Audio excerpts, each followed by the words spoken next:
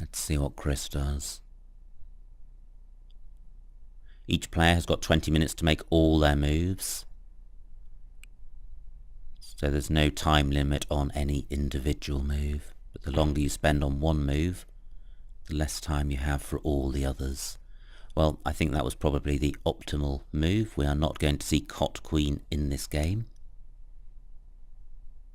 And Brett has an interesting rack. I don't think he has a bingo. But he's able to score 43 points by playing Immy. And he's played quite quickly, so he was able to use Chris's thinking time for his own thinking time. So Brett's still got a lot of time on his clock, and Chris's clock is ticking down. And he has not drawn well. He does not have a bingo on his rack, and the tiles are still pretty clunky.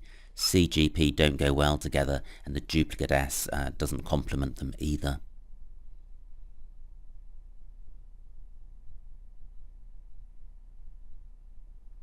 I'm looking around to see where Chris can play off the duplicate S to good effect. I suppose pluralizing Queen is one possibility. The G is the real problem here. It's the G which doesn't go well with the C or the P. So a play of gap at F13 would resolve that problem. Not many choices being suggested by our railbirds.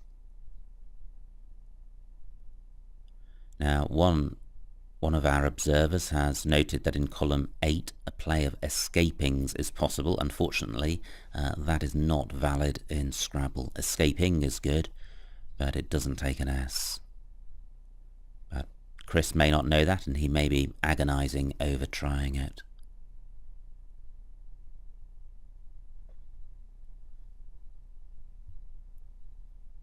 So what else? In takes a G at the end, so the G could play at I8. Gap could be played across from that spot. Only 11 points. That's not very good. Well, Chris has spent a long time on this move. He spent a long time on the previous move, but these are tricky racks to deal with.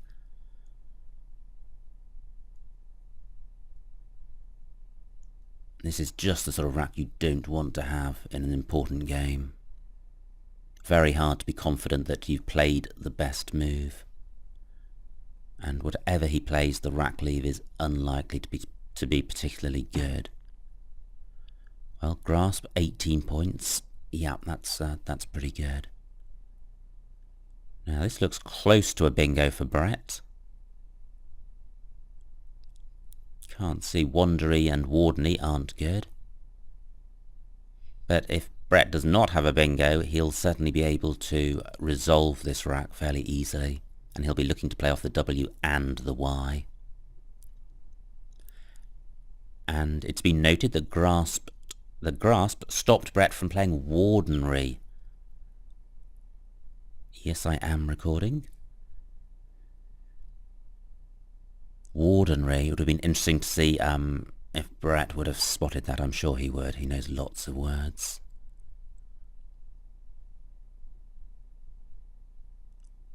So yawn and yawned are both plays which use the Y and the W, but I'm not sure there's anywhere great for them. Row F yawned can play, making Eta and Din. Kindar is being suggested, but I don't like that because it retains the W and the Y.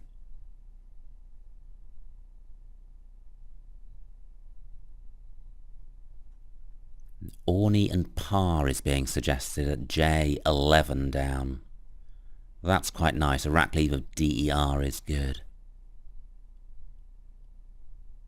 From a score point of view, Brett is currently 17 points ahead, which is a slim lead. Win, W-Y-N, is good, and that plays at F13 across. That's pretty good. A rack leave of A-D-E-R is better than D-E-R by quite a long way. So I think win may well be my preferred option at this point. 25 points for that. 24 points for Orny and par, so win is certainly preferable, I think.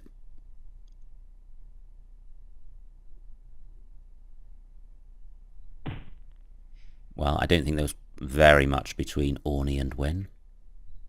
And Chris is continuing to struggle. Having had clunky consonant racks, he now has an excess of vowels. Now, there are a number of bingos with 5 vowels, but I don't think any of them are available with this rack. And Chris is now 41 points behind, so there's daylight between him and Brett, and he's got a poor rack. And this is not a particularly bingo-y board. Although row F is good. Okay, that's a nice play. 35 points for Cooey. That is a really good spot. And he's got the S for making Cooeys.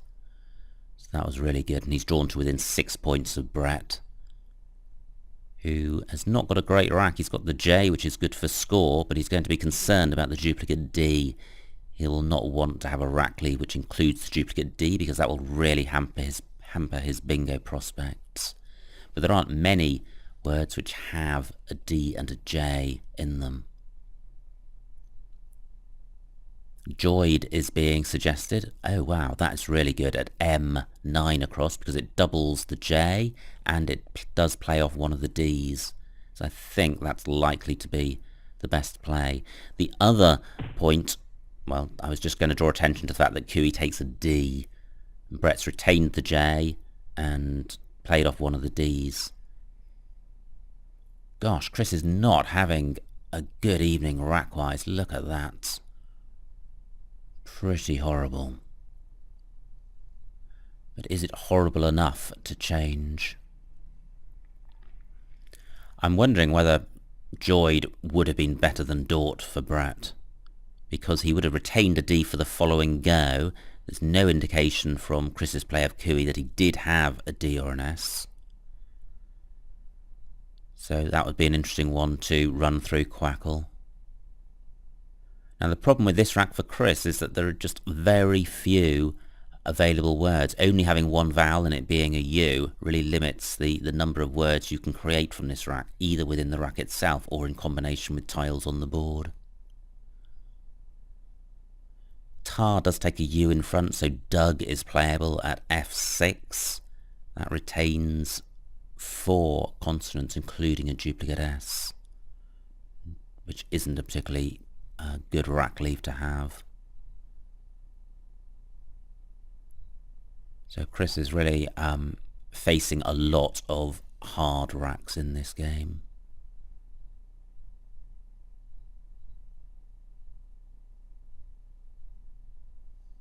Let's see what our railbirds are suggesting. Guide is being suggested in the same spot as Joyed. Well, yeah, fairly good, but it's not great. You've got, again, got the problem with the rack leave NRSS. Not sure where Smug is being suggested.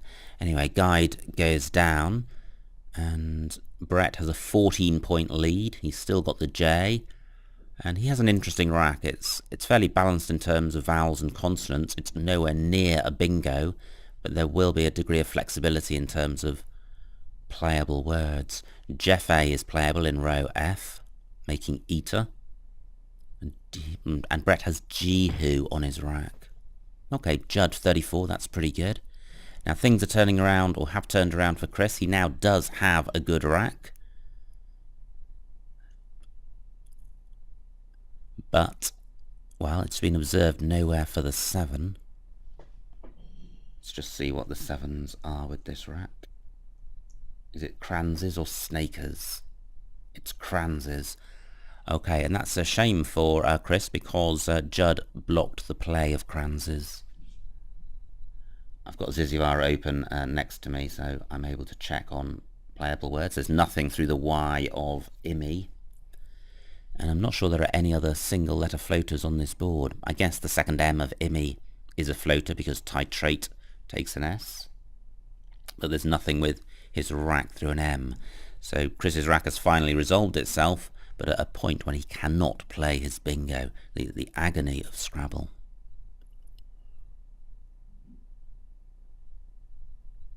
Now, what Chris will be looking to do is to play off his K and score well.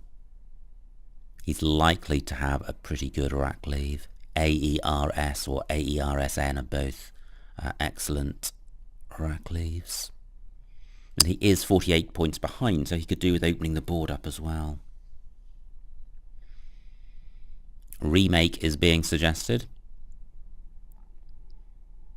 Oh wow, and that's nice. That's in column 13, also making pack and woe. Very good. It looks like that scores 31 points, which is excellent. Chris would like to keep scoring so that he's not dependent on getting a bingo to win the game. But remake is a really tricky word to see. Your eye's not naturally drawn to going through a pair of letters and overlapping pack and woe.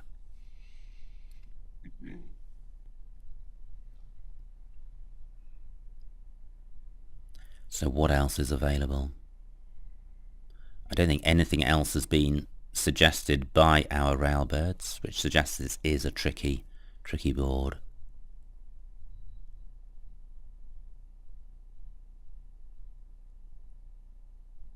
Judd has really tightened the board up in the top left.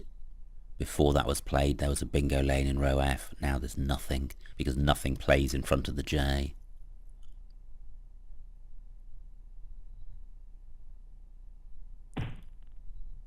Car for 14, low score, but it does leave a decent rack leave. Well, Brett is 34 points in front. He's got the Z, which is a good tile for score, and he's got a bunch of vowels, so he will have a degree of flexibility. Fuse is good, fusey, I think.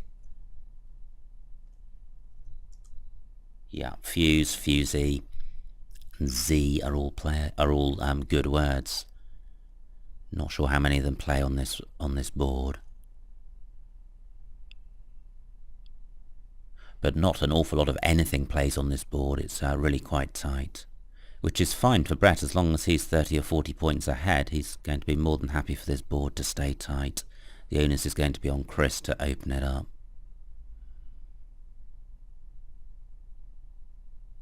So is the Z playable? Yes, it is. 35 points to Brett. He extends his lead. And Chris has another excellent rack. Stoners, Tensors, Nestors. But do any of them play? They do, because Ag takes an S at the end, so there is a playable bingo in row N. It doesn't get doubled, but Chris will be grateful to have a bingo. I think he'll play this fairly quickly because he's got only 8 minutes on his clock, and he did spend a lot of time with the tough racks earlier. I think that's probably as good as any playable bingo. Now, Brett is still in front, but by only 6 points. He does, however, have first opportunities to hit the triple word squares in row O. But can he do so with good effect? The R of Stoners only takes an E after it. Brett has an E. I was going to say he could play wife, but he can't because NI is not good. That would otherwise have been a great play. This is quite a frustrating rack because you've got good scoring tiles in the F, the H and the W, but they don't actually play in row O. I guess Fey is playable, F-E-H, that's playable at 01, 32 points. But the rack leave includes U-I-W, and the U and the W are a dreadful pair of tiles. You're really looking to split those up if you can. But I can't see a good player using the W in row O. And nor can I see one using the U, so Brett has a tricky rack. He's got a difficult decision to make.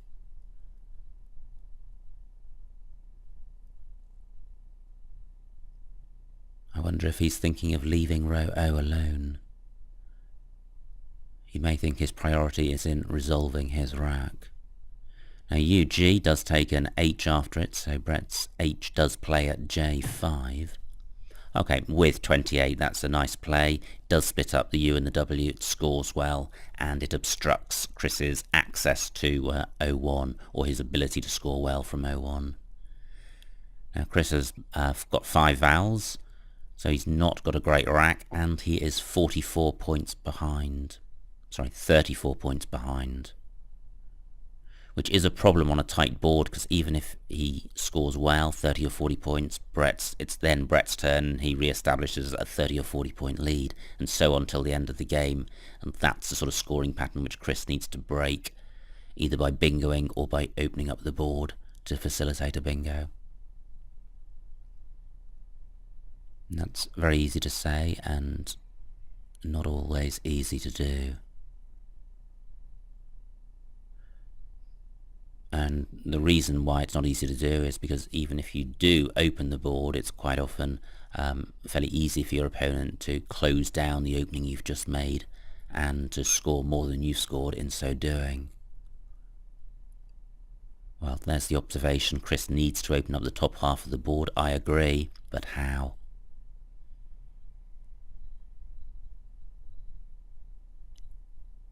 Obia is playable in column 11. OBIA and GI. Only 15 points, and you're putting a vowel next to a double word square. And you're leaving AEER, which is imbalanced, so that's not a great suggestion by me. I'm sure there are better plays. 36 points. Well, Chris has decided not to open up the top of the board, or on that move. And it's probably the right choice. 36 points is a lot. And Brett draws a blank, which is good. I don't think he's seen one of those for a while. Certainly didn't see one in the first game a couple of nights ago. Now, usually with a blank, you're looking to bingo. Is there a playable bingo? Unlikely. I think the only floater is the Y of IMI, which doesn't go particularly well with this rack. I note that with takes an S in front, so there is a bingo lane in row K for a bingo with S in 4th place. I'm just going to see what 7s are playable or can be made with this rack using Zizivar. And there's just 3. Funnies, Funnels, and Funnest. Well, none of those plays. Now Brett is 2 points behind, but he's on turn. But now, given that he has got the blank, he may be inclined to open up the board on the basis that the blank will give him a high or a good likelihood of bingoing. But I think he'll only do that if he can score well. Knife or Neef for 24 points. That's a good score. Doesn't provide any openings for Chris. And if Chris opens the board, Brett has got a blank ready to pounce. But the score differential is only 22 points, so it's a tight game. Chris has had a pretty brutal run of racks. He had a couple of nice ones with a non-playable bingo and then a playable bingo, but he's back to having a tricky rack. Duplicate I, duplicate R, and the LR combination isn't good. So he's a long way from a bingo. And on a tight board, limited options of what to do. I think on this occasion he is going to be drawn to plays in the top right of the board to try and open the board up. That's very hard to do.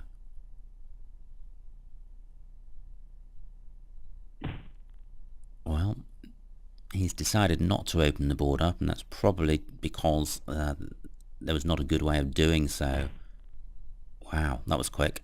That was the only 7-letter bingo lane on the board, and that play illustrates the flexibility which a blank gives you.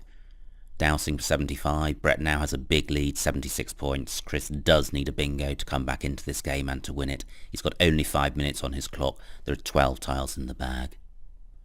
There is now a floating D at K1 for a bingo. But Chris does not have a playable bingo through that.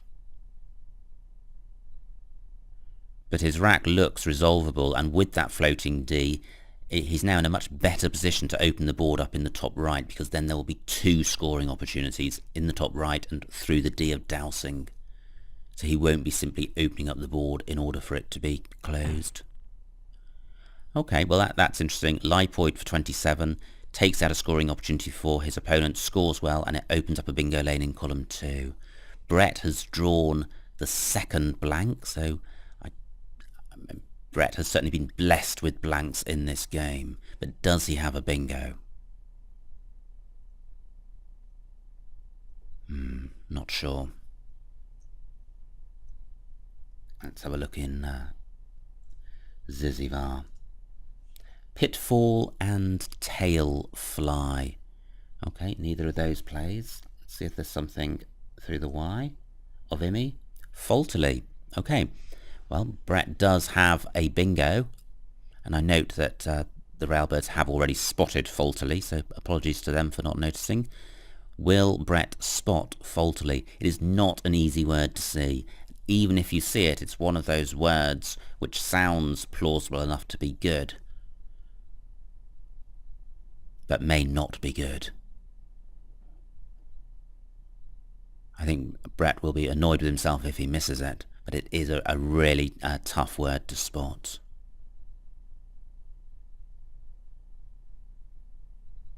And if he does pass the opportunity of playing it, what else might he do? He does have a 49-point lead, so he may be considering a play in column 2, which just keeps the score ticking along and doesn't open up a bingo lane in column 3.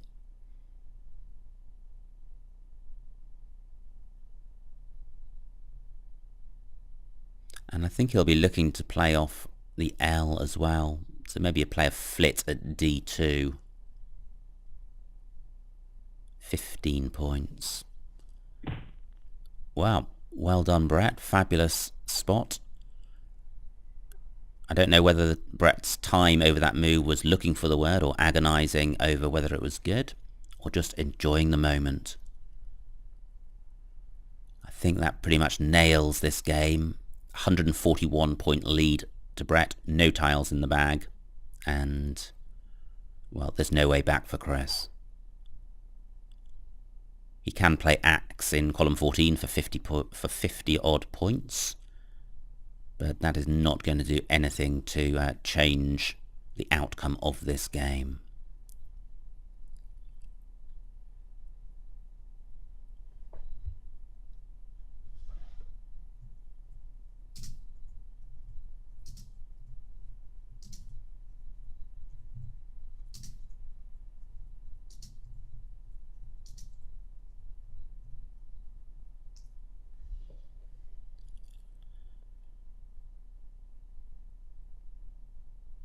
So, is there anything better than Axe?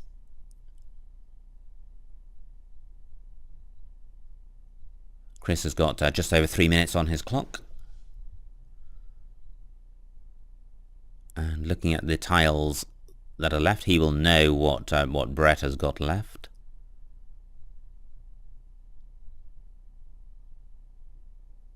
Okay, Chris has challenged Brett's move, but it's good. So 5 more points for Brett, or 5 fewer for Chris. Axe goes down for 52 points. Brett has a 94-point lead. And although this isn't a great rack, he will not be bothered because the game is won. He does have 8 minutes. He is free to use all of those 8 minutes to extract the best possible end game, or to maximise his spread rather.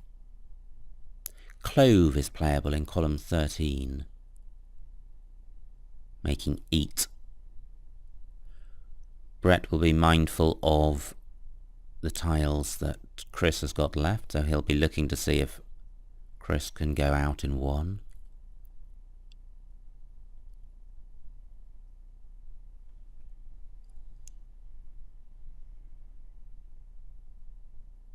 So what else might Brett be considering? 23 points for Clove. I can't see anywhere for Chris to go out with his rack.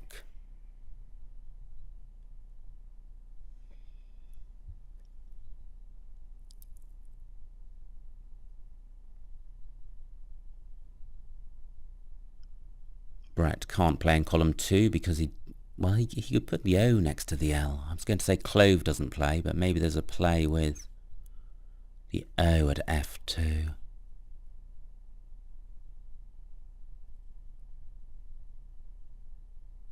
Well, this leaves the series nicely poised at 1 game apiece. The next game is in 2 days' time between Brett and Jeff Thevenot.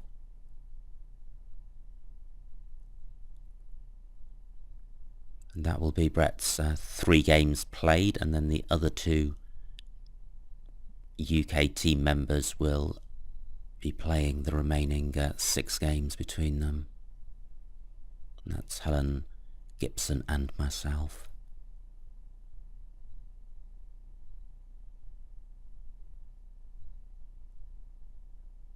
I'm looking for alternatives for Clove on this board. There's not much being suggested by the Railbirds, in fact nothing at all.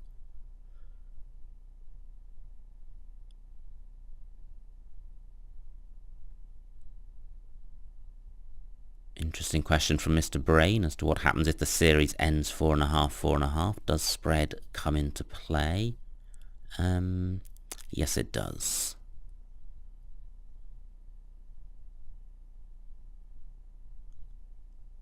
I don't think there's any other sensible way of resolving a tie.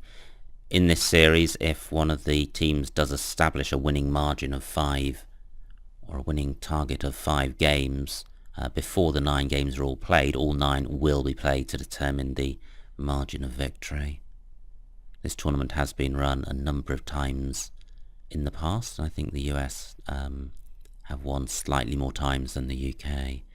But the last time this series was played was in 2007, so it's been a while. But that last series was won by the US. Now at E14 does take a C, a V and a B in front, so there may be something better than Clove.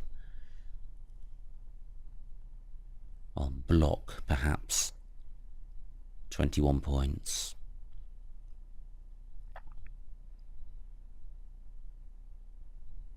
Four minutes left for Brett.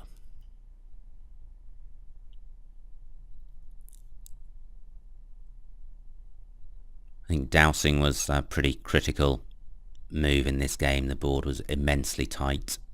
But it's very rare that a board is so tight that it doesn't open up at some point. And in this case, it opened up with dousing. And Falterly was a fabulous spot which totally secured the win for Brett.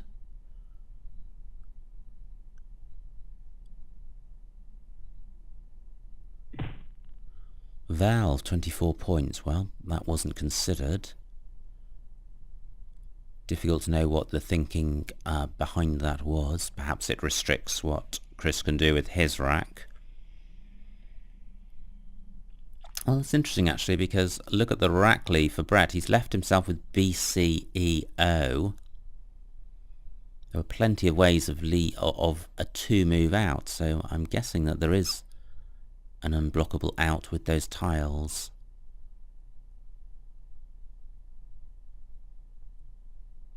But I can't see any out at all at the moment. Certainly no 4-letter word.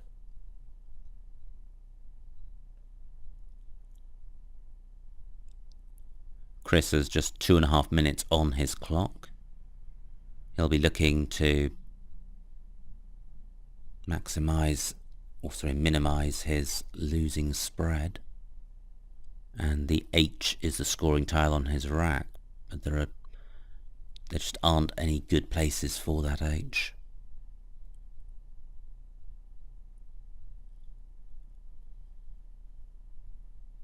Higher is playable at A13 down, but that's only 14 points, which is pretty miserly.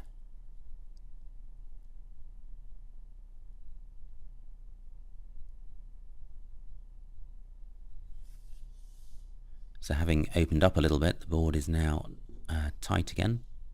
Not many opportunities for either player to make a move. Val does take a K at the front, but that's been played already.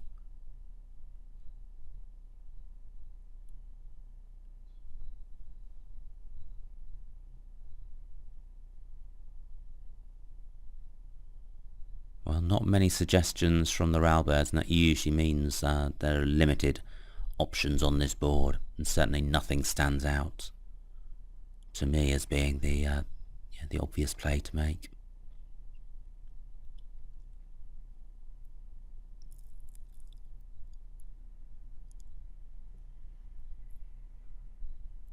Well, Chris has now got less than 1 minute on the clock, so we are going to see some action any second now.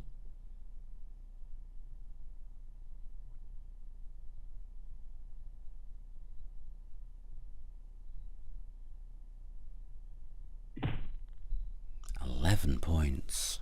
Okay, I don't really understand that move, unless it was blocking an out, which Brett has that I hadn't seen.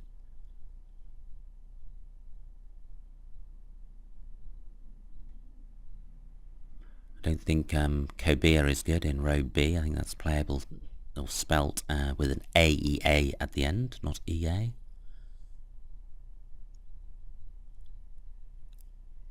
Well, a slow end to this game. Ob for 21. And Rani for 16. So that ends the game. Well done to Brett. The winning margin the final score rather, 393 to Chris and 497 to Brett. A winning margin of 104 points. It levels the series. 1 game all, so no whitewash. Let's see quickly what the players missed.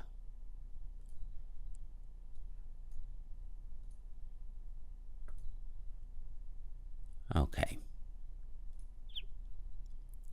So, the first move, this is where, not sure whose move this was, but I know a change was made and the options are all pretty poor because they don't score very well and they wreck the rack leaves. So I think changing was best. Yeah, that was Brett. And now Chris, Queen and Queen are the 2 options and they look best. This is where Tatia and Titrate were playable. And there was a third bingo which was Attrite, but Tatia and Titrate were better. Vig at I3, yeah, I think that's what we spotted as being best. And Imi was Brett's play, so that's well spotted. It's not a particularly natural looking word. It is a good Scrabble word, but very easy to overlook. Pacts for 24. I think this is where Grasp was played. I don't think there's terribly much between those moves. Grasps did block Wardenry. There were now no playable bingos. And, well, the options there are all pretty samey, although Kindar scores more. The rack lead with a W and a Y means it's not as good as it looks. I think this was a great spot by Chris.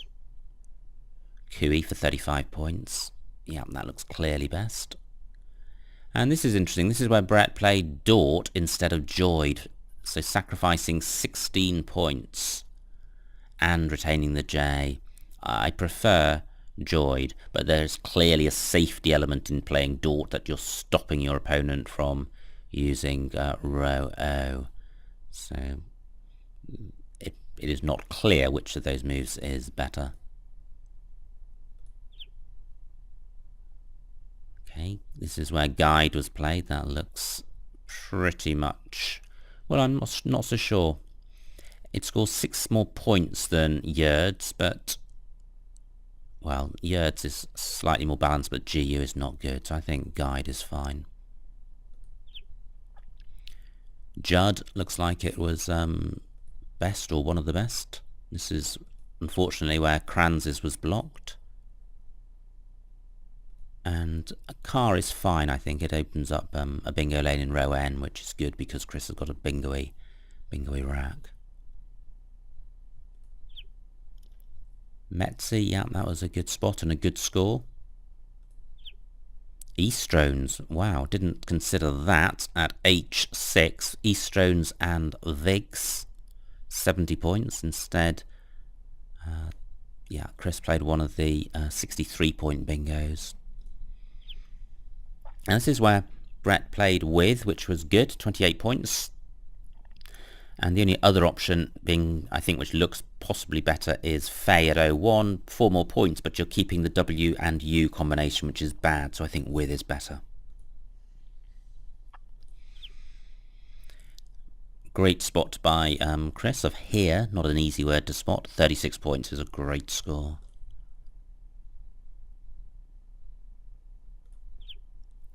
And Neif at M2, that was Brett's play. That looks good. Horrible rack for Chris, particularly when you're 20 points behind. And I think his play of Orb is fine, although pretty horrible rack leave of double ILR, but there really were limited opportunities. Now Brett was fortunate with this rack, but it's also a good spot. Dousing is not that easy a word to see. When you have an S on your rack, you're naturally drawn to thinking about it in last place. So well done, Brett, on spotting that.